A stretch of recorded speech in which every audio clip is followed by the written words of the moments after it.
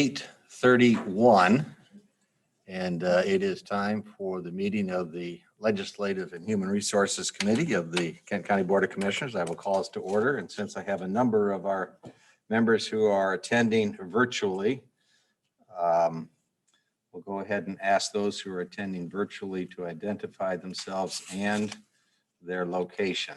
So let's see, Commissioner Ponstein, are you here? Yeah, I'm here, Granville, Michigan, Kent County. All right. And I know Commissioner McLeod. Present, Kentwood, Michigan. Welcome. Commissioner Skaggs. Here, East Grand Rapids, Kent County, Michigan. Good. Hope you're feeling confident. Is that everyone? Oh, Commissioner Coleman. I am here in Byron Township, Kent County, Michigan. All right, excellent. Is that everyone? It appears to be. All right, let's go ahead and move to our item number 1, which is public comment. If anyone from the public is attending virtually, apparently, in this meeting, and you wish to address the committee, you may do so by identifying yourself in the Zoom platform by raising your hand or in the chat room, or you may contact us through public comment at kentcountymi.gov.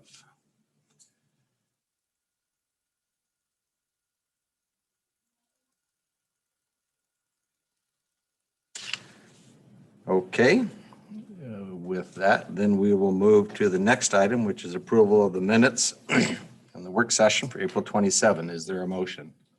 Moved by Burl. Okay, moved by Commissioner Burl, supported by Commissioner LeGrand. Any discussion?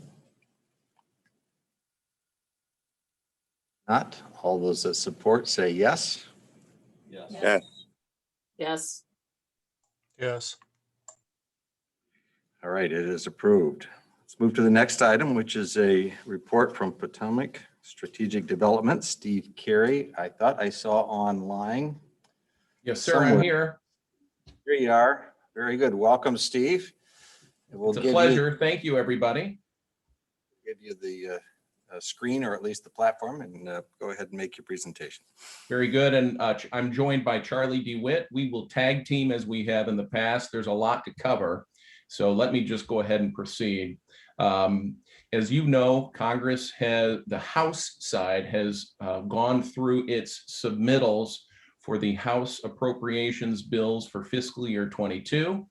They're in step 1, doing the best that they can. The administration has not yet submitted its full fiscal year 22 budget request. So the House is doing the best it can and holding hearings on a variety of issues, from agriculture all the way to Veterans Affairs and everything in between. The Senate side is now also doing the same thing. That's the big picture. Let me talk a little bit about the funding that was provided through those COVID stimulus programs. The Treasury has come out with its interim final rule guidance for the rescue plan, and that $350 billion for the state and local governments, of which Kent County received $127 million. As you know, the funding can be used to support a variety of needs in response to address the virus and its implications on the economy, lost revenue, economic stabilization for households and businesses, and so forth. That just came out yesterday, and there will be more to come. I'm betting that the county has already received some guidance, but we have sent that also to you yesterday. These funds can be used to make investments in water, sewer, broadband infrastructure, and so forth. So that is a work in progress. Feel free to call us if you have any questions.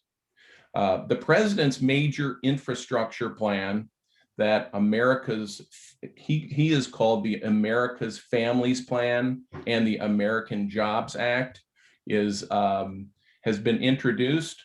The president is making trips across the country trying to sell that plan. As I've reported in the past, there is a philosophical difference of opinions between the Republicans and Democrats. In previous years, the Congress and administrations have proposed infrastructure to include mostly roads and bridges, highways, and so forth. The majority would like to redefine infrastructure to include other things like broadband, like workforce, particularly in the area of health, workforce, and so forth. So there is a lot of back and forth negotiating. And this Thursday, the president will be meeting with what we refer to as the four corners in Congress. And that is the Senate leader, the Senate minority leader, and the House Speaker and the House Minority Leader to hash out these differences. The president had proposed a nearly $2 trillion in the roads and bridges infrastructure. The majority leader, the minority leader, Senator McConnell, is suggesting it shouldn't be no more than $800 billion. So that will be a work in progress as well. Let me turn it over to Charlie for other things that he's been tracking.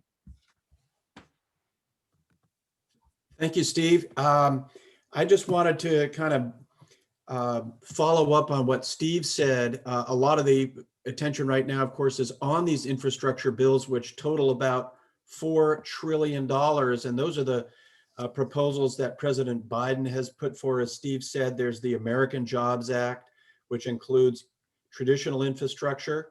And of that $2 trillion plus, there is about 620 plus billion specifically in transportation infrastructure. And of that, 115 billion would be for bridges, highways, roads, streets, et cetera. And that would also include 25 billion for airports and 85 billion to modernize transit. So there's a lot in there that is not specifically related to roads and bridges. And I also wanted to mention the other part of that is the American Families Plan, which the president discussed during his State of the Union address. That's 1.8 trillion, and 1 trillion of that is for direct investment. The other 800 billion would be for tax incentives, tax credits for childcare, earned income tax credit, subsidies for the Affordable Care Act, et cetera. And there's a lot in there for education. There's a free universal preschool, about 200 billion for early childhood education. There's 109 billion for community college and 85 billion for Pell Grants. So they're really going strong on the education elements in that program. So as Steve said, this week is going to be a way for hopefully there will be some progress in moving forward through the Senate on these bills. As Steve said, the Senate Republicans want to focus on primarily physical infrastructure. They could go as high as 800 billion. They first floated 568 billion for physical infrastructure. There may be proposals to split it up into a bipartisan bill, which could pass without the reconciliation process, in which you get at least 60 votes to pass it in the Senate, and leave the other more controversial, I guess, less appealing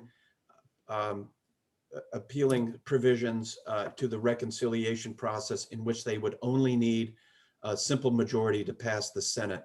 So there's a lot going on right now, and we'll know a lot more by the end of the week about how this will play out. Thank you, Charlie. And then, as everybody has seen, they're getting House and Senate negotiators are getting closer to police reform. The sticking point is qualified immunity. And I am monitoring that, and I will keep you all informed because that might be on a fast track within the next few days. The one of the House leaders, James Clyburn, has said that they believe that they need to take out some of these sticking points in order for them to have at least a good bill and not hold up a good bill for a perfect bill. So that will be moving, we believe, more quickly. With that, I'm happy to answer any questions. All right, thank you, Steve and Charlie. A lot to keep your eyes on. So questions or comments from commissioners?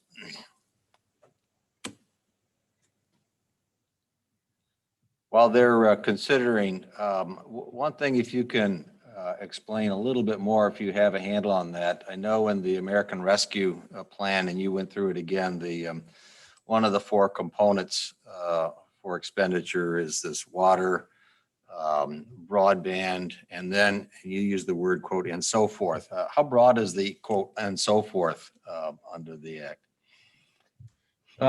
Great question. I will, since the guidelines just came out yesterday, we're still looking through that. I believe there will be more flexibility than less, but as we have learned last year, when money started coming through those initial stimulus packages, we were all, I think, surprised. I think blindsided is a harsh word, but a little surprised at some of the changes after those funds went out. So I would caution you that before you engage or spend, we'll want to make sure that those projects are covered. So if you have a category or a question in particular, please reach out and we will investigate it more quickly. Otherwise, we have to go through these guidelines ourselves. Well, thank you for doing that. I called them up online and started reading them and then gave up. So appreciate that. The other question I had on the American Rescue Plan, as I understand it, it will come in 2 installments, and those funds will be paid to, in this case, the county, without any programmatic identification for it. It just simply be a check or transfer of funds. Is that a singular transfer? And if so, is it within 60 days? So it must be almost on its way.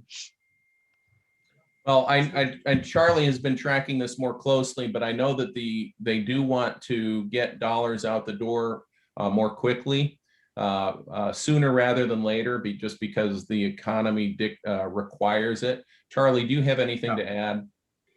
Yeah, I think, this is, I think the Treasury Department wants to act as soon as possible. So as soon as you get as soon as counties get their applications in, they can start, processing that. As far as the exact date that it's expected to be returned, let me follow up with you on that. I think I need to check on that for you as far as the expected time it takes for turnaround on those requests. And the total is I think 127 million for Kent County alone. So I think they are, again, as Steve said before, they're pretty flexible about where that funding can be applied. But I think that would be a question where I could follow up with you as far as exact dates and expectations. And the last clarification, we as a county recipient would have significantly more time flexibility in applying these funds than we did with the CARES Act. I understand we'd have right through the end of 2024 in which to apply the funds. Yes, sir. And to that point, that's where, some of the opponents of this package were a little perplexed. But on the other hand, I've heard anecdotally from some of you and other of your colleagues across the country that this pandemic wasn't just a short-term impact. It wasn't just a one punch and funding comes through and we're back to normal. This allows governments like yours the flexibility to spread it out as needed.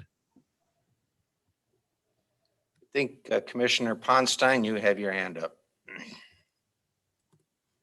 Thank you, Chair Steck. So just two quick questions.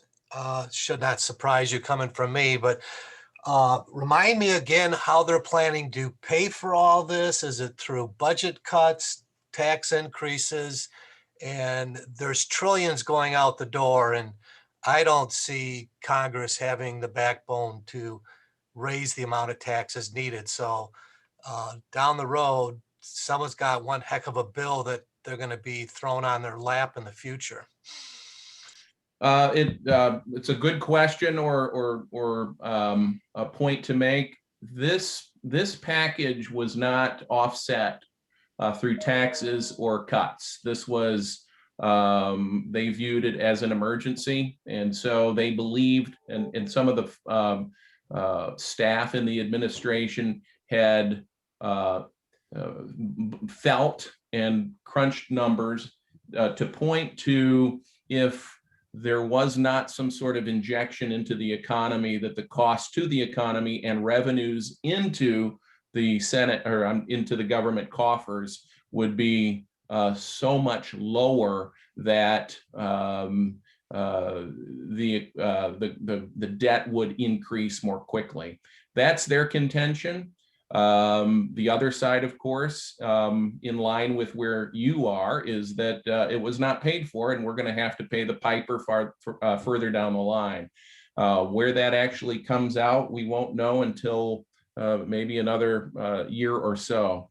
But I would like to say that with these other packages that are coming through, the administration is looking for offsets through tax increases, and the Republican side are looking for budget cuts. They tend to look at discretionary cuts, but really those are drops in the bucket. They need to look at mandatory spending, and that's another point of contention between the two sides. So I would add to that, Steve, the $4 trillion that we discussed earlier, some of the ways that the president would plan to pay for that is to raise taxes on people making over 400,000 K a year. And he has said that he will not tax people who make under 400,000.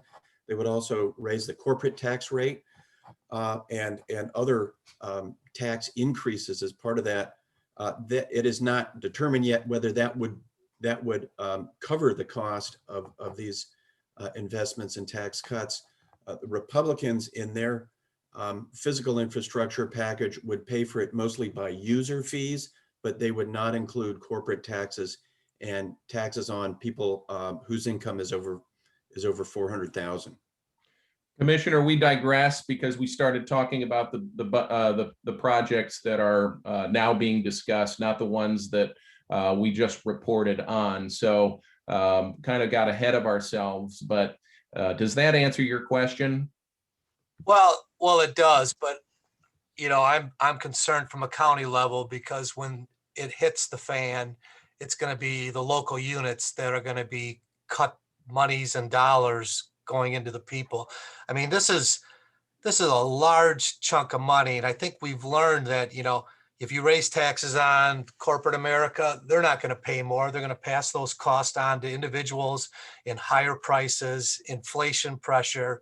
Those of means have ways of hiding their income. I mean, for heaven's sakes, our tax code is what, 10,000 pages long, and it's all earmarks to those with means and privilege to not pay taxes. So, I'm just worried at this end.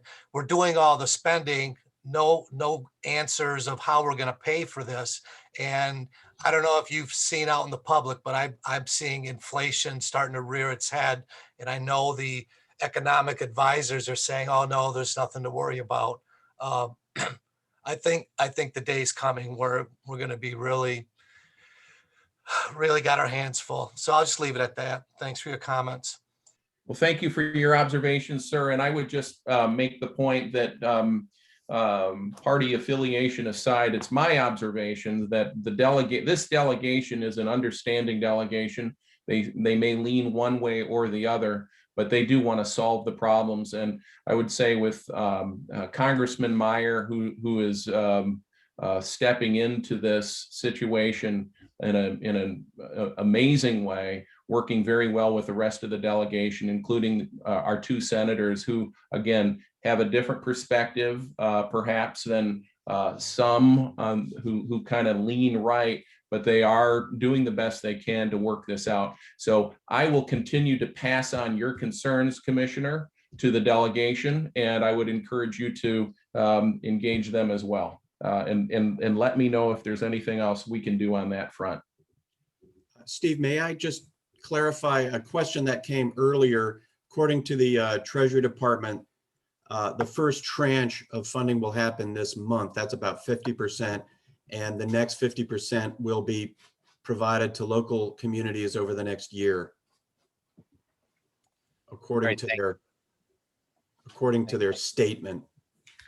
And they also, the Treasury Department, that came out yesterday with some of the different expenditures where this can be used for, and it indicates some pretty broad flexibility to decide how best to use this funding based on the needs of the community.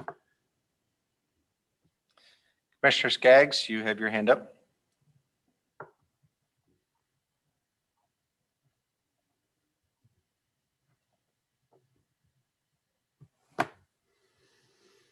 If you're attempting to talk, you may be on mute.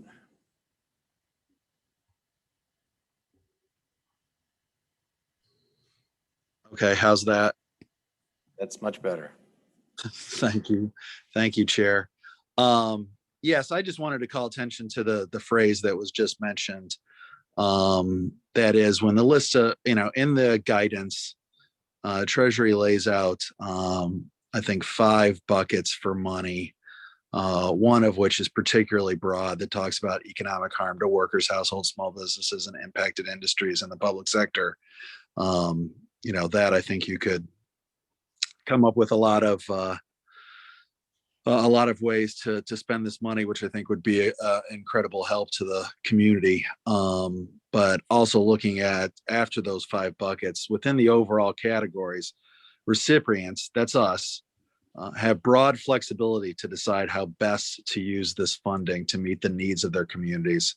I think that's extraordinarily important. I think we have, incredible opportunities here to build to the future, to overcome the economic impacts of this, to do some things that we haven't been able to do before, that will have long-term benefits. So there's some talk of long-term liabilities, although of course interest rates are extraordinarily low.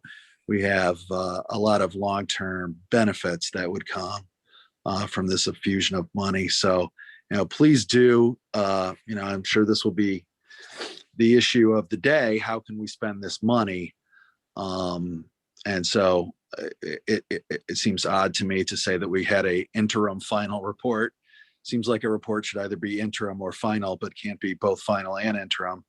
That being the case, please keep us informed about this, and especially what other counties are doing as well, because they are telling us that we have broad flexibility.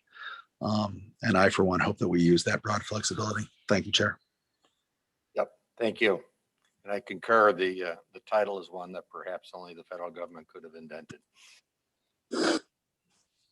Any other questions or comments?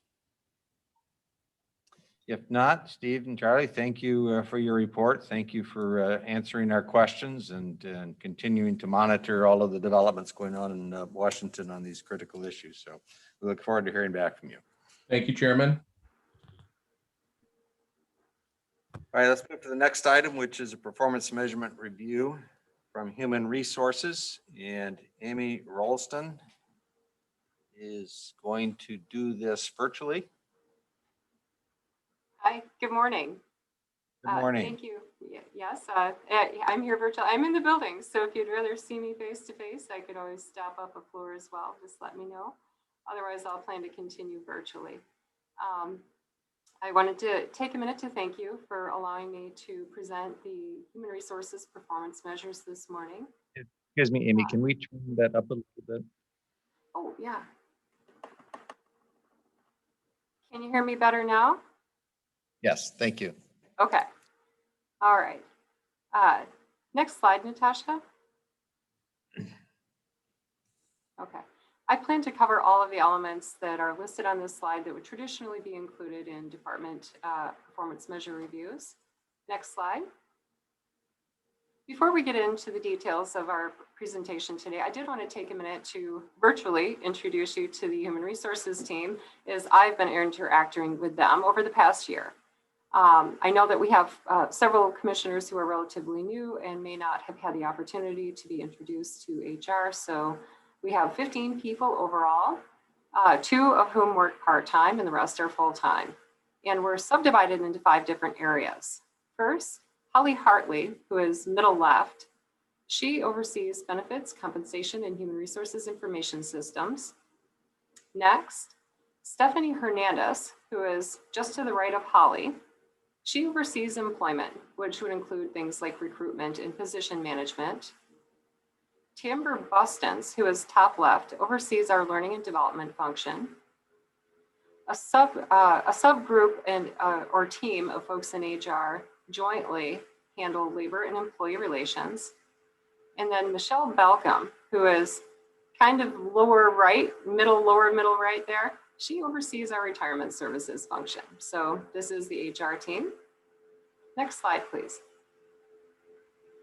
So all of the metrics that we track in HR tie back to the board priority of excellence in service delivery, and also some of our metrics tie back to the board priority of inclusive participation.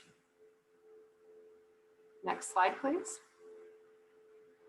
We have 4 strategic priorities in HR, and all 4 of our priorities really try to strike a balance between 2 different things. First, we want to make sure that we're offering a compelling value proposition for our workforce.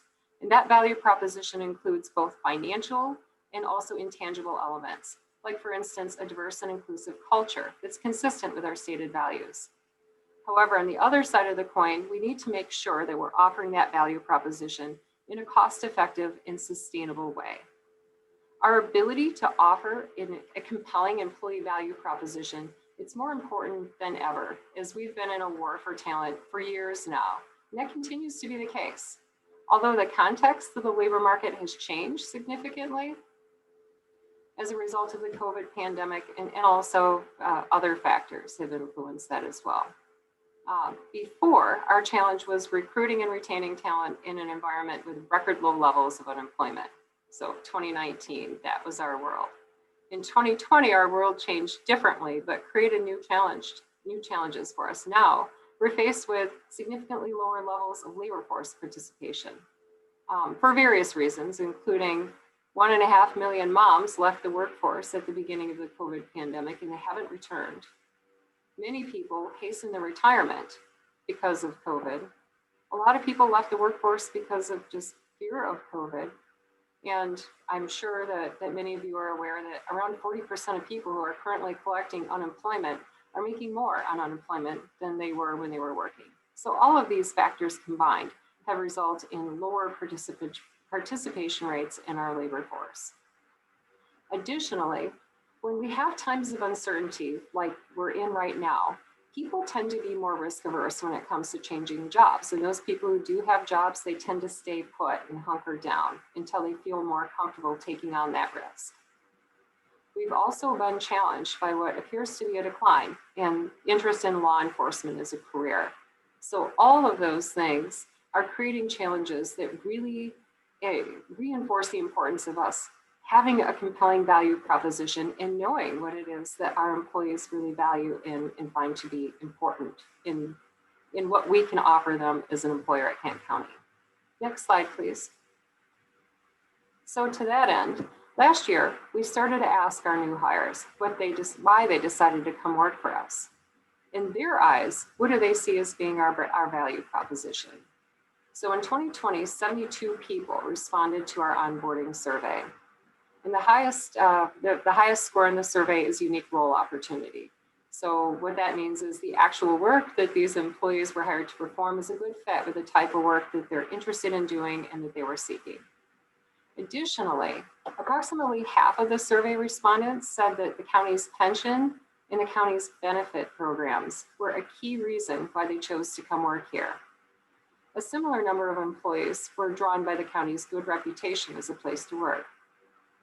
Our goal here is to really better understand and to also to leverage the elements of our value proposition to improve our ability to be able to recruit and retain talent. Next slide, please.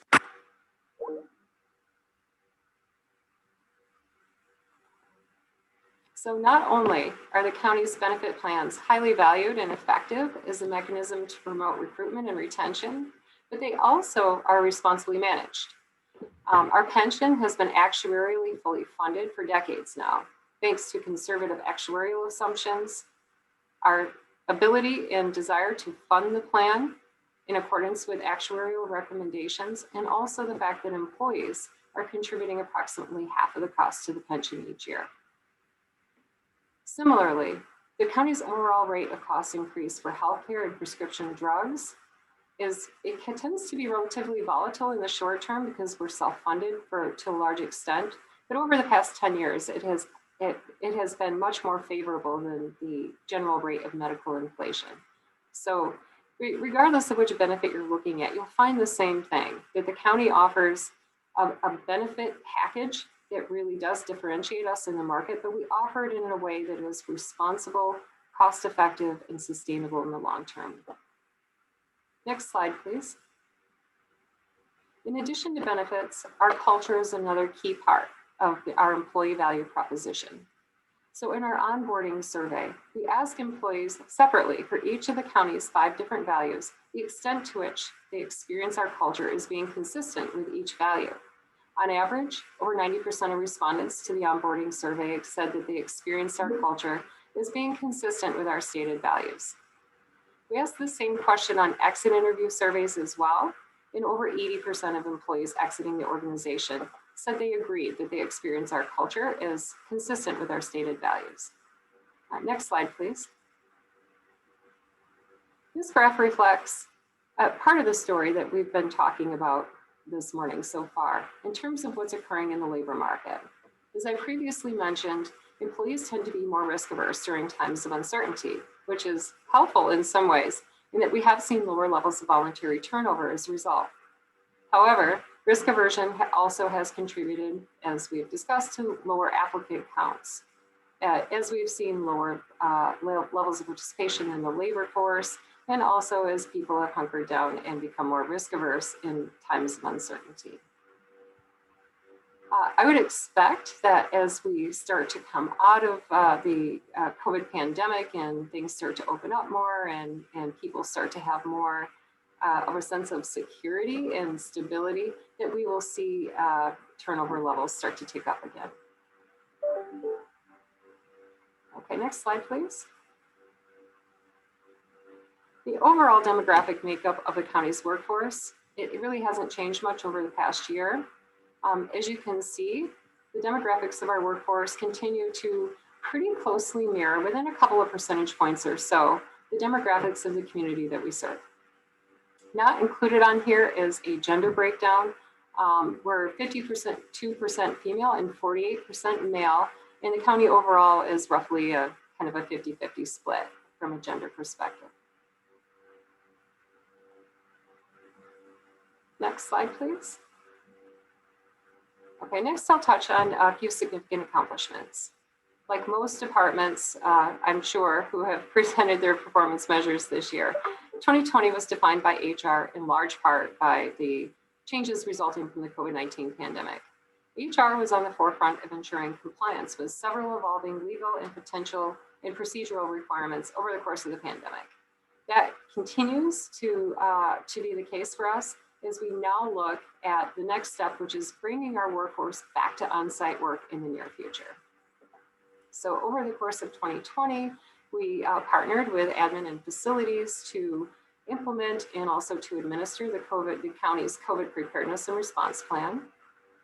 We, again, ensured compliance with a continuing evolving array of different legal and regulatory requirements over the course of the pandemic.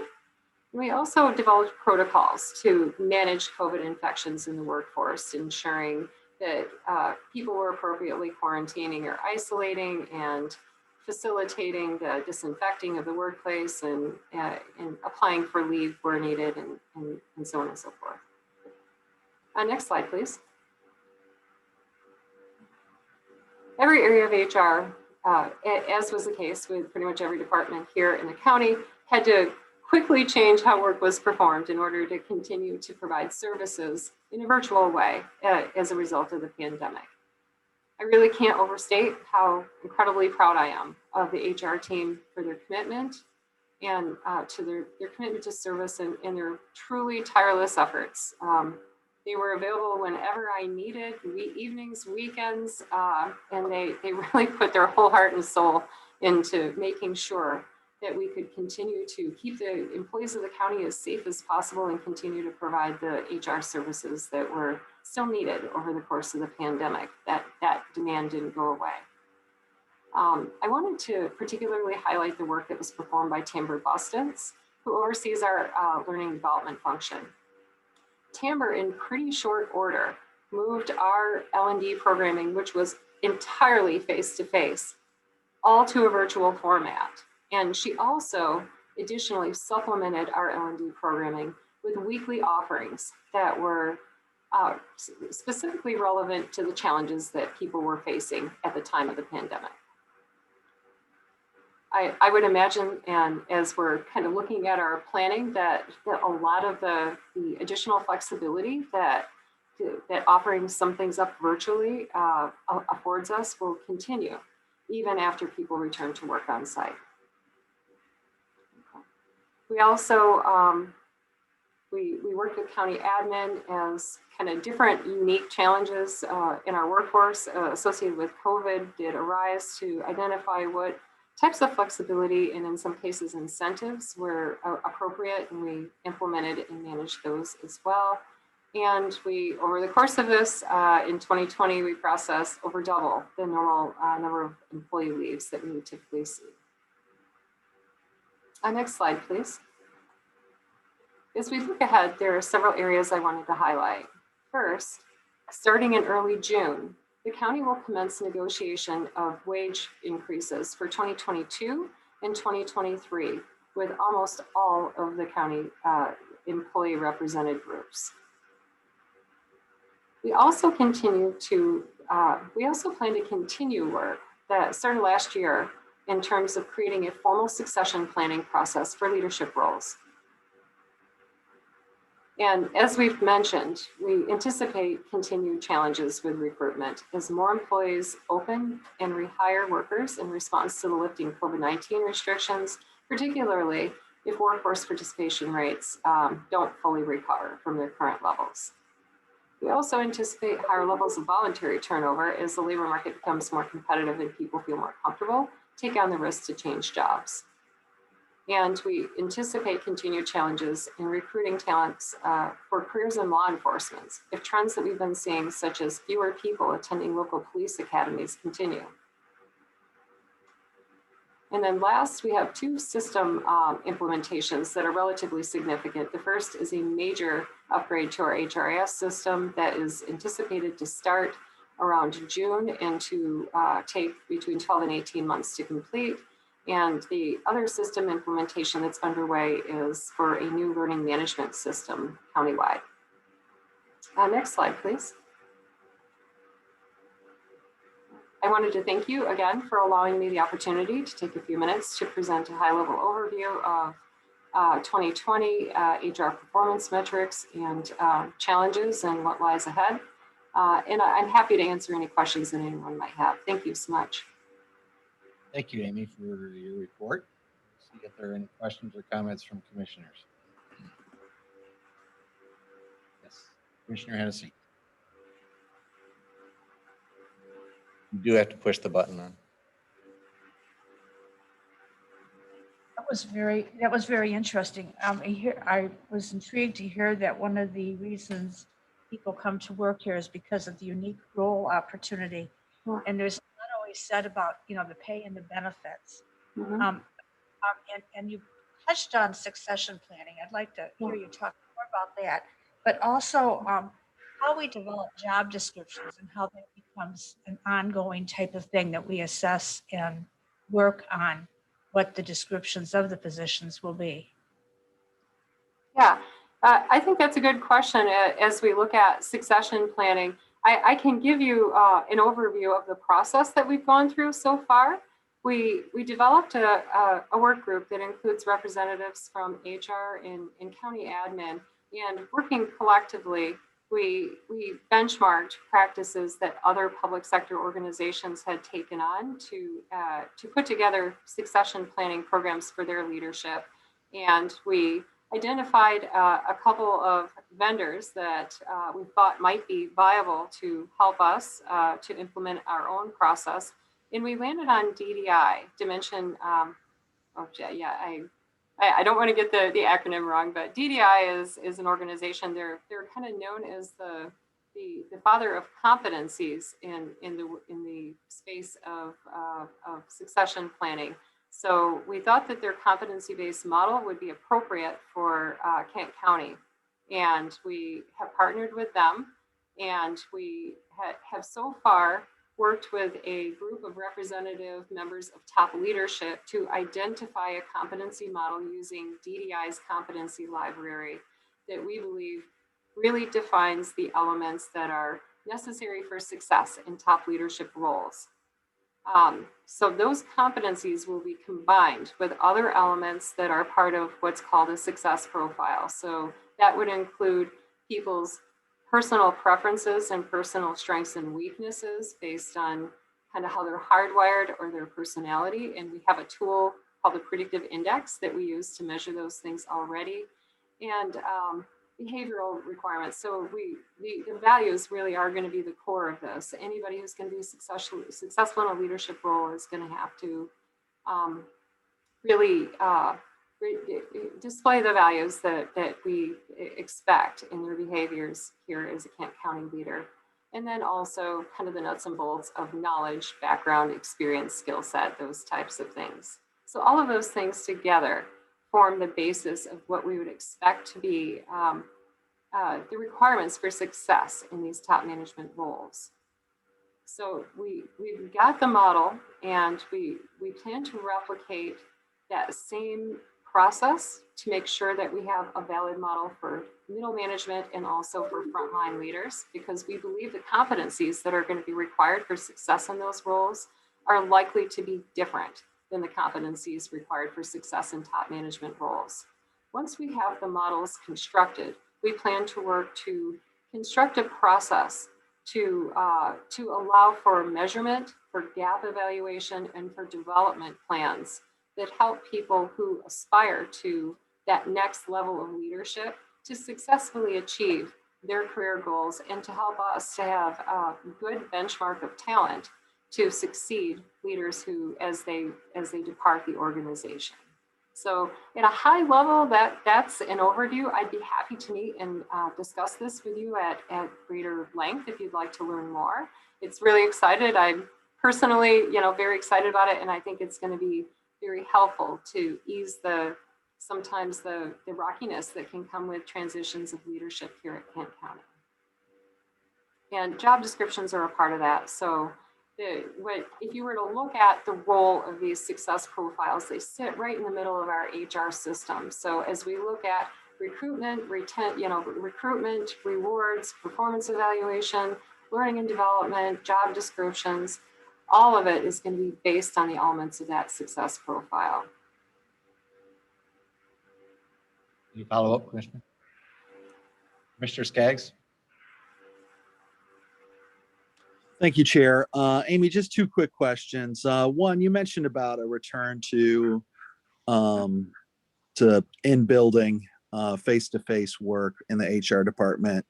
What's your timeline for that? When do you think that you'll be able to get most of your team most of the days back in the office? Well, we formed a subcommittee that includes representatives from legal, county admin, and facilities, public health, and the courts that have their own kind of set of requirements under scale.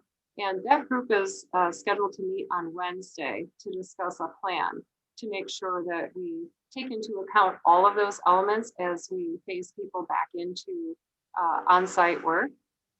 One thing that at least from an HR standpoint, that I want to make sure that we're kind of mindful of is if employees do need a little bit of time to arrange for, daycare transitions and things like that. I wanted to make sure that we just give people enough time to make the necessary changes in their personal life to effectively be able to transition back. I don't think it'll be too long though. Okay, great. And then secondly, just going back to the Rescue Act, one of the buckets that's mentioned in the Treasury guidance is, quote, provide premium pay for essential workers, especially those that bear or will bear the greatest risk because of their service.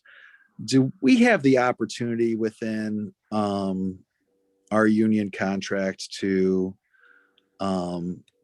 provide some of this premium pay, especially to those that did amazing and dangerous work in the health department? Really, I would see that as being something that I would be looking for direction from the Board of Commissioners in terms of how you want to prioritize the allocation of that money. And if it was determined by the board that was, the appropriate way to prioritize, we could absolutely, facilitate that happening through HR, working with our bargaining units. Wonderful. Thank you, Amy. Thank you, Chair. Yeah. Thank you, Commissioner. Anyone else? Yes, Commissioner LeGrand. Thank you, Chair. I just have a question. You talked about the difficulty of attracting talent, and I wondered how we have urgent needs right now. Do you feel like all of our spots filled, or do we currently have gaps in county hiring that are, potentially going to hinder the functions of government? Well, there are a couple of areas that are on our radar. One is at the Sheriff Department. They are actually doing quite a bit of hiring in anticipation of retirements. So that's something that, it's on our radar, and we're kind of looking at making sure that we can be competitive and that we aren't in removing any possible barriers that might not allow for the successful onboarding of quite a few people in a relatively short period of time in anticipation of that, and also some other just temporary staffing needs that have resulted from the COVID pandemic while at the Sheriff's Office. Another area where we do experience quite a bit of challenge just normally is recruitment of public health nurses, and we have struggled with that as well. So we're looking at kind of ways that we can hopefully get the talent that we need in that area. Those are the two areas that just from an ongoing standpoint, in terms of permanent positions in the organization that I think are kind of most on my radar. The other area that really is that we're looking at, how can we apply, creative solutions to be successful, is in our park seasonal workforce. They have seen, as have most areas in the county where we've been recruiting, they've seen a pretty significant decrease in the level of applicants for seasonal workers. So we're working with them to try to find ways to publicize those opportunities and to, perhaps even incentivize folks who are interested in those employment opportunities. So those are the areas that really are most significantly on my radar right now. Great, thank you very much. Thank you. Anyone else?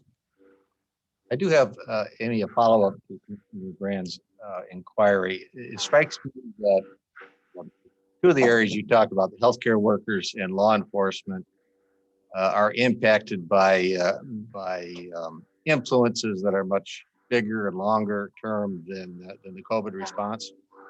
Yeah. And that it may compel us to have a more strategic strategy or plan to address that may have economic implications as well. Are we working to create such a strategy? Yes, in both areas we are. Yeah. And at this point, I'd rather, because the details are relatively preliminary, I'd rather kind of avoid discussing them, but, and they of course would have to be, in some cases, bargained with unions and things like that. Well, I'm not suggesting we have to do that, but look forward to hearing more about that in the coming months. Yes, absolutely. Great. The other question I had is, I know in the private sector, as we come out of the pandemic, a lot of employers, companies are taking this opportunity to take another hard, long-term look at percentages of their workforce that can appropriately and would prefer to work at home. Have we done that across our employment base to see if there's a percentage and what that percentage would be? Yeah, there is a percentage of our workforce that, you know, has over the course of the COVID pandemic been able to successfully work from home. And of course, another quite large percentage that just, you know, cannot because of the nature of the work. In my opinion, I think that there, of course, are some benefits. You know, I'm expecting that from a recruitment and retention standpoint, that those employers that can allow some flexibility for those jobs where it is possible to allow that, I think they're going to have a significant competitive advantage in the marketplace for labor and for talent. However, on the flip side of that, you do open a Pandora's box in terms of, you know, kind of notions of fairness and equity between jobs that can spend some time, you know, working at home versus those that can't. There in the kind of the formula for success in doing that well, I think it's very specific to a lot of things. It's specific to the culture that might exist in a department.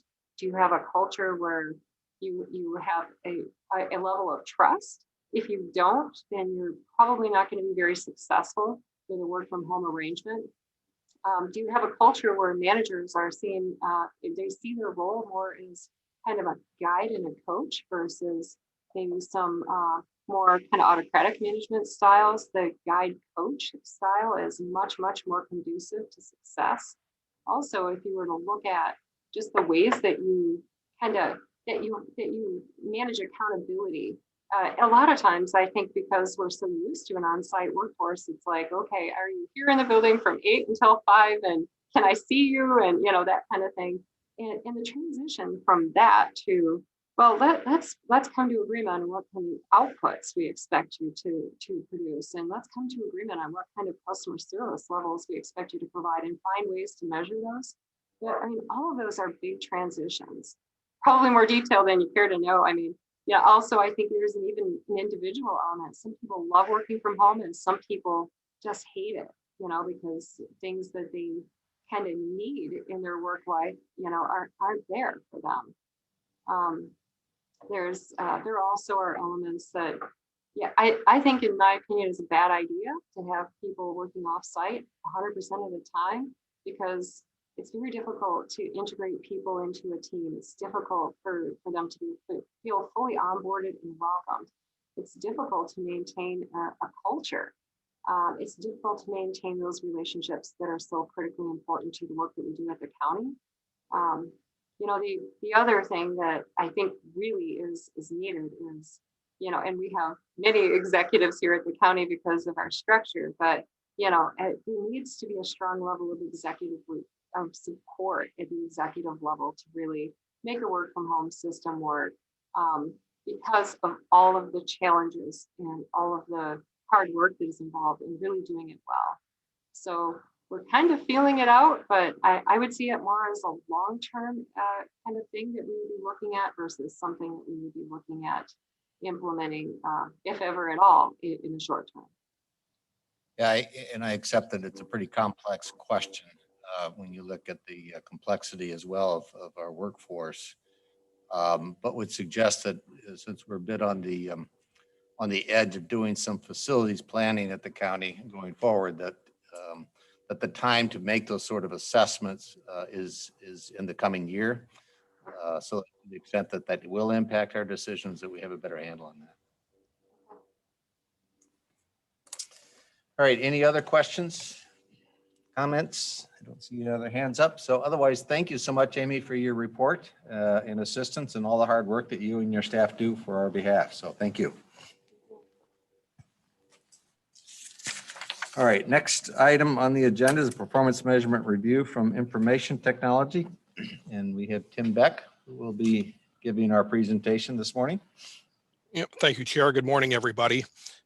Great segue from Amy's presentation, wrapping up with a little bit of discussion about return to the office and the many facets of that leads right into some of the technology discussion that we'll have this morning. So next slide, please, Natasha. We'll just move into the slide deck. Nothing new here. I'm going to follow the same basic priority that Amy does. I am also remote this morning. I'm not in the same building. I'm across the street, the Calder Plaza, from the IT World Headquarters building just across the street. So where do we line up? From an IT perspective, we are a service organization first, and that's how we pride ourselves. It's right there in our mission statement. We strive to provide services and technology that allow other county departments, other local agencies, other people we partner with to be able to provide and deliver quality services. So that's what we do. So we tuck in really nicely there to that service delivery priority. So next slide, please, Natasha. From a strategic goal perspective, we've got a number of work teams facilitated throughout IT. Each have their corresponding goals, but I took the liberty of distilling them down into what I believe to be, from an IT perspective, a department-wide strategic goal, which is really that we strive to get the right people access to the right data or the right application securely and easily on a device that we know about. It really, I think, it can be distilled down that simply. So there's a lot that goes into that statement, but from a back of the business card type of motto, I think that's where we line up. So next slide, please. So a couple of interesting things here. A by the numbers type slide, kind of the tail of the tape. The purpose of this slide really is to help demonstrate some of the scale that we operate under. I know if I ask my mother what I do for a living, she says I still fix computers. And so sometimes that scale is lost a little bit in terms of how we operate. But just from an interest perspective, here's a couple of by the numbers that might interest people. We do have 38 people on staff here in the IT department. And the average tenure of that staff is 15 years. So we are a well-seasoned professional group of individuals. There's been a lot of talk already this morning about the pandemic, certainly, but a couple of interesting metrics. At the end of December 2019, just prior to the pandemic, our workforce used 413 laptops in our organization, or about 20%. So we were largely a tower PC cubicle type environment. If you jump forward now to just the end of the previous month, April of 2021, we had over 2,000 devices, and 860 of those were laptops. So a considerable increase in the ability of folks to work remotely coming through the pandemic. So that has been an interesting metric and challenge for us. We do operate 2 data centers in the Metro Grand Rapids area. They are active, meaning we can operate out of one, the other, or both simultaneously. We support 325 servers and their respective applications, which is a pretty broad portfolio of services. We support 328 network devices. A network device is something that attaches people together, a network switch, a wireless access point, a firewall, something of that nature. And we manage 52 external connections. An external connection are those connections we maintain to entities outside of Kent County. So other local law enforcement and municipalities, states, state resources, federal resources, those types of connections that we manage. And interestingly, those also serve as a conduit for other municipalities to get to those resources, which has always been a significant cost savings across the region, where if another location like Kentwood needs to get someplace to the state or the federal level, they often connect through us, which has always been a great partnership that we've enjoyed. Closer to home, 428 databases. This is not your father's Access database. These are enterprise Oracle databases and SQL databases that run the lines of business that the county operates. An interesting metric in OnBase. OnBase is our document management system used almost exclusively within every department for a number of things. We have 8.5 million and counting. That was at the end of last week, so it's probably up. 8.5 million documents. And the last three, I won't bore you with the numbers, but they talk about our storage and how efficiently we use storage. With 8.5 million documents, all these databases and all of this, we need a lot of storage on the back end. And really from a innovative and strategic direction, the way we use compression and some of the other storage technologies to get the most out of our storage is really the takeaway there. So using very high compression rates. And then lastly, that storage and the amount of effort we put into managing data centers really speaks to our ability to recover to points in time. So generally, we strive to meet a month and day capability. So within a 12-month window, you can recover back to a single day. And in some instances, it's much greater than that, depending on what the regulatory requirement might be. So all things we're proud of, but hopefully that helps illustrate kind of the scale at which we operate. So next slide, please, Natasha.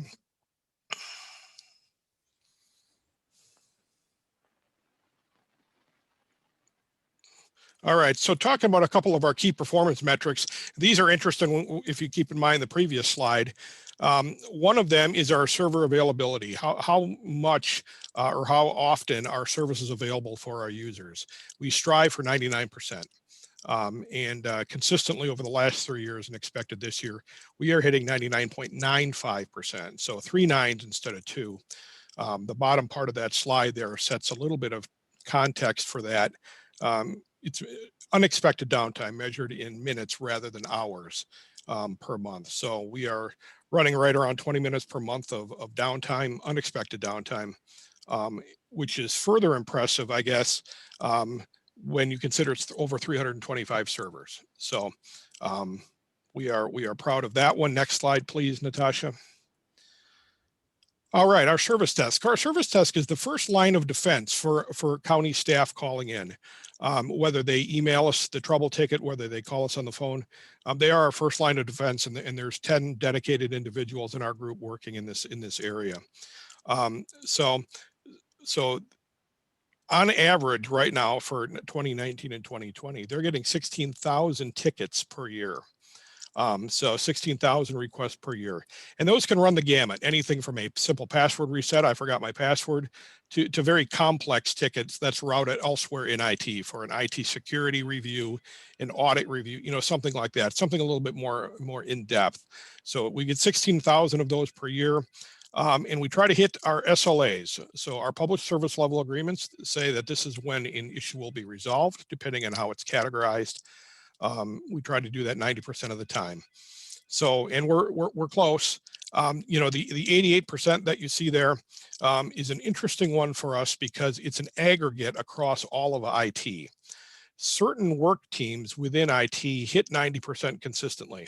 So it's a bit of an unfair metric when you look at IT individually, but as an aggregate, it's accurate. So I hope that makes sense. So sure, a password reset, we can do that. It's a first call resolution.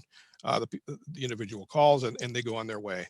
For some of the more in-depth metrics or complexities of those tickets, that metric is slightly affected. And that's why you see it drop a little bit. So given where we've been through 2019 and 2020 through the pandemic, the fact that the nature of the tickets we've received has been very diverse. You have people now calling from home saying, hey, I can't do this or I can't do that. That's a lot different than sitting in their office where we know what's happening in the back end. So it's been, let's put it this way, it's been an interesting point in time for our service desk. Next slide, please. All right, so IT security. So IT security, this has been a bit of a fun trip for us. We have been tracking this particular metric for a number of years, but have not necessarily reported on it, partially because it's been a little bit embarrassing, but partly because I think it illustrates that this is one of those campaigns that will never go away. It's not a point in time where we do it and we say, yep, that's good enough. We'll come back to it in 5 years. IT security is something that we believe strongly in, will always believe strongly in, continue to improve on consistently. We've baked it into almost every process we do within IT is what is the security posture of this. but it's a critical element. So, but this particular metric basically is a testing of county staff. We use a platform that tests how likely county staff are to click on a malicious email, and how prone are they to do that. And then if they click on it and incorrectly, then they get a little pop-up that says, oops, you know, and it walks them through why and offers them like a 3 or 5 minute training segment on how to not do that again. And if you do it correctly and you delete it or report it as phishing, then they get just a little thumbs up that says, hey, you did the right thing here, congratulations. So there's a bit of a feedback mechanism there, but really what we've seen is that we've consistently gotten better at it as an organization. So awareness campaigns do work. And so we are expecting, we are just under 7% now. We expect that will continue to go down. If you look, certainly ransomware is in the news again with the pipeline shutdown, and they believe that vector strongly to be an email message that was clicked on and compromising credentials. So something we take very seriously. So we're where we need to be from an industry best practice, if you look at the final bullet there, but the reality is we want to be as close to zero, if not at zero. So, and just a tidbit, the email people are most likely to click on and get themselves into trouble is one for free food. So, all right, next slide, please. So we'll wrap up the key performance metrics here, talking a little bit about the website Access Kent. If you look, the objective here is to continually increase traffic. And we'd like to see 5% annually. If you look at the huge jump between 2019 and 2020, almost 2 million hits, that is largely a result of the pandemic and some of the other changes that were made to Access Kent as it relates to the ability to make online payments in different areas, so that people weren't needing to go out and come downtown. So there were some changes that drove some of that number up. And then at the bottom there, working a number of collaborations, Health Department, Lori Latham, the Administrator's Office, a couple of other websites. We also host the Vaccinate West Michigan most recently, and that has seen almost 1 million visitors now, with about 80,000 vaccine registrations. And then mid last year, the Back to Work initiative, as it related to the distribution of PPE and things of that nature, garnered about 50,000 visitors as well, back to May of last year. So, and then lastly there, we continue to see the majority of our traffic coming to Access Kent being delivered to, requested through mobile devices. So your tablets, your phones. Last year it was 54%, this year it's 57%. So that number continues to be the majority. So what does that mean as far as active content and being able to size content and display it effectively on the website is something we always look at. So next slide, please. All right, so a few of the significant accomplishments here in 2020, you know, just like I'm sure you've heard, you'd be remiss not to say the vast majority of 2020 from an IT perspective was spent dealing with the county's response to the pandemic and supporting the needs of these departments that were all faced with the same thing. You know, to be fair, we had to learn to work remotely ourselves in many cases. And how do we learn to work remotely? By helping you to work remotely. You know, there were some very, very interesting challenges there. But from a overall response, we enable large scale remote work capabilities for county staff. So prior to the pandemic, we had remote work capabilities that were utilized by about 200 people a day. And these are people traditionally in the field, probation officers, those types of folks, that the nature of their role forced them to be out and about. But we did have to scale that up. At the height of the pandemic, we were seeing about 1,000 connections per day at times for remote work. So significant increase. So I think when you look at the laptop number, the remote capability number, we're safe to say that we have transitioned the workforce into a remotely capable workforce. To some of the points earlier about we aren't perfect at it, we have the capability, but that doesn't mean we're good at it. So there is still work to be done. When you measure ourselves against other organizations that do remote work routinely and have done it routinely for a number of years. We have a ways to go. And I think that's part of the challenge here over the next couple of months as we consider our return to the office plan. We deployed several hundred new laptop computers, which always causes concerns from an asset tracking and security perspective. And really, we supported the migration of the court system to a virtual online presence as far as their ability to deliver services, moving to the Zoom platform. We've all embraced Zoom or Teams at some level, but the speed at which they migrated was shocking. And the fact that we were able to preserve recording capabilities and some of the other things that we needed to do was truly impressive. And then supporting remote and on-site staff in a hybrid environment. It's interesting, if you access an application at home or you access it in the office, some of the questions and some of the situations you find yourselves in are pretty unique, especially when that application was never designed to be served up in that type of environment. Couple of other security upgrades there. The pandemic has really forced us to take a hard look at security. We've talked a little bit about that. Endpoint protection. You're no longer on the county's network now. You're on your home network or someplace else. What does that mean to that new laptop that you were given? So we deployed a new endpoint protection process, a better system logging, access alerting. Basically, we wanted a better visibility of what is on our network, what are they doing? And these tools are behavior based. So it watches what you do, it learns what you do. And when the behavior is not what you were doing before, that's when the alert is triggered. So it's what they call next generation. And on-base, we can't forget about on-base. Early in 2020, prior to the pandemic, we did sneak in a major upgrade to our on-base document management platform. And that was a huge win for us. This positions that application for electronic signature capabilities, which we're currently working on now, and was really one of the big, probably one of the largest issues we saw through the pandemic is I got to drive into the office to sign this stack of documents or deal with a workflow type of issue. I should be able to do this from home.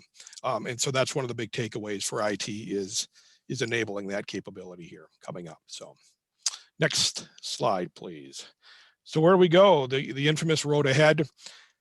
Kind of a busy slide here, but certainly the work doesn't slow down, doesn't go away. It actually increases in pace and complexity maybe, but we're currently engaged in 40 plus system integration projects for various departments. So there's a project list that we track that has 40 different things going on across the county, not necessarily related to the pandemic. So there's the CGI version 4 upgrade for Advantage 360 that fiscal is starting to work through now. Any number of replacement activities at the Sheriff's Department when they look at their new jail management system, new commissary systems, things of that nature. Carpel at the prosecutor's office, their new case management system, supporting the paperless initiatives, 40 of them out there that we're working on. And certainly the new buildings as well as far as the North County property and the new parks buildings. We have a new phone system to implement. We've landed on Ring Central after an exhaustive RFP process. So we will be going with a cloud-based phone system here, beginning deployment here within the month. So we are very excited about that. One of the other major challenges through the pandemic was the ability for us to utilize our phone system well, simply because it was 20 years old and never designed to be used in a fashion like the pandemic required, such as how do I answer my 632 number from home or on my mobile phone. So we are excited to be able to get through those challenges and deploy that. IT security will continue. We're looking at multi-factor authentication. We're already using it in some places, but better using that throughout the organization. We talked about on-base a little bit, but actually implementing digital signatures in workflow. And then we recrafted a position. We had a vacant position in IT that through some gap analysis, we identified the need for a senior IT business analyst. And this is basically a proactive role to go out, identify pain points throughout the county in the various departments and help increase their efficiencies, capabilities, and use of our portfolio of services. So that they can better do what they need to do. So we're excited about that position. I think it signals a better move for us from being reactive, waiting for that phone to ring, saying, "Can you help me?" to saying to proactively engaging them and saying, "What do you need help with?" And here's some technology solutions that we can bring to the table for you. So we're excited about that. We do have to support the CGI, the big version 4 upgrade that is currently being planned. That's a 12 to 18 month exercise that will have a significant IT impact on report writing, scripting, and some of the other things that are needed. And then certainly, last but certainly not least, is Access Kent. We've seen an increase in that site, and just from a continuous improvement perspective, where do we go? How do we keep that moving forward? So next slide, please. A few acknowledgements, certainly IT leadership and staff. Unexpectedly, I was actually out in 2020 for a couple of months due to a significant medical issue. So I was actually out of the office, and kudos to our senior IT manager, Janice Rockburn. Janice stepped in, literally got thrown into the fire during the budget cycle, and did a great job, and just a great professional, great person to work with. Our other IT leadership, Bill Elliott, Cynthia Robinson, Jess Middleton, Frank Luthi, Steve Watson, all the IT managers of our various work teams and functional areas. Everybody stepped up through this pandemic. We had IT staff working outside their assigned job descriptions, helping out with the Zoom meetings, helping out with phone systems, just, wherever we needed, people were willing to step in. So certainly a big shout out to our IT leadership and our IT staff.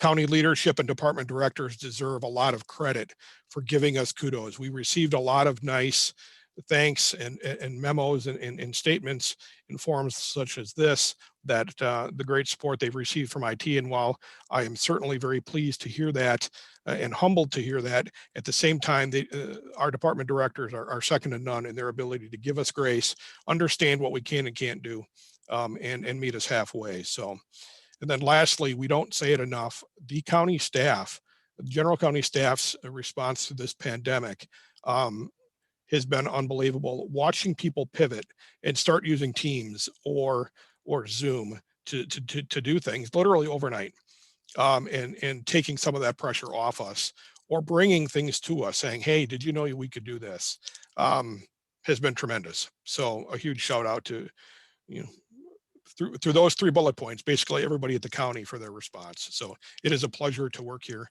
It is a pleasure to work with the staff that we have, and I will leave it at that. So I think with that, thank you for your time this morning. I know that was kind of a brief overview, but I'm certainly willing to entertain any questions folks might have this morning. Great. Thank you, Tim, for your report. A lot of information. Any questions or comments, Commissioner? Commissioner Coleman, you have your hand up.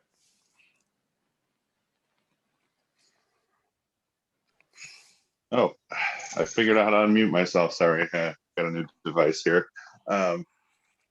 Thanks so much for the report, Tim. Really appreciate it. I'm wondering specifically, just given the news, with the pipeline down south and everything, this is, top of mind, security. And you mentioned a few things, enhancements to security that you've got in the pipeline. Do we do any third-party auditing of our IT security, penetration testing or otherwise? We do, Matt. And I will tell you, we do an annual penetration test, but I can't tell you when we do it and who we do it. Do it through. It's always one of those things that even within IT we don't know when it's happening, because we don't want to artificially skew the numbers. Sure. But I can't say I can't say we do it routinely. I can say that there has never been a significant breach that has been found from an infrastructure perspective. We continue to believe the largest vector to IT security is no longer that perimeter edge. From a firewall perspective, the traditional intrusion type detects or attempts, it is more likely an email phishing attempt or that social engineering piece that gets to the user. So that's why we believe so strongly in that end user education piece of think before you click. If you don't recognize this email, call the person up and make sure it's legit, that type of thing. We believe strongly that is the vector that we are most exposed to. Makes sense. Yeah. Awesome. Thank you. You're welcome. Any other questions or comments? Yes, Commissioner Grant. Thank you, Chair. Yeah, I was interested in the electronic signatures and you mentioned them in reference to internal workflows. Is there any suggestion that it could ever reach consumers, people who are want to access county services, maybe don't necessarily want to drive downtown? Is there Yeah. any potential for that? There is, and that's a great question. One of the on-base modules we are looking at does integrate with our website and does offer us, I'll say, the potential to expose some of those types of things to consumer services. I can't speak in detail to it because I'm not sure what they are, but there is a module designed specifically for that we are taking a look at. Yes. Thank you. Anyone else? So Tim, I'll ask my regular question on your perspective on where we are on e-filing at our courts. We are still one of the pilot courts that hasn't changed. We are now understanding that they are hoping to get this thing off the ground next year. That's the best I have, Chair Stack, at this point as far as the timing. So we know we are high on the list of pilot courts to test with. We continue to wait for the state, which I'm sure you're well aware of. They're now saying discussion this year with some type of activity in 2022. All right, good. And then just one more follow-up. What do you hear? What are we hearing from the public as a whole and their engagement with Access Kent? What are the issues that they're identifying are most problematic for them? I think there's a couple of different perspectives depending on where you sit. I think from an end user perspective, I think the continued increase in mobility and the desire to access things from a mobile device, and by a mobile device, we're not even talking about iPads necessarily anymore. It's a lot, mostly smartphones. How do they better engage with the website through that type of device?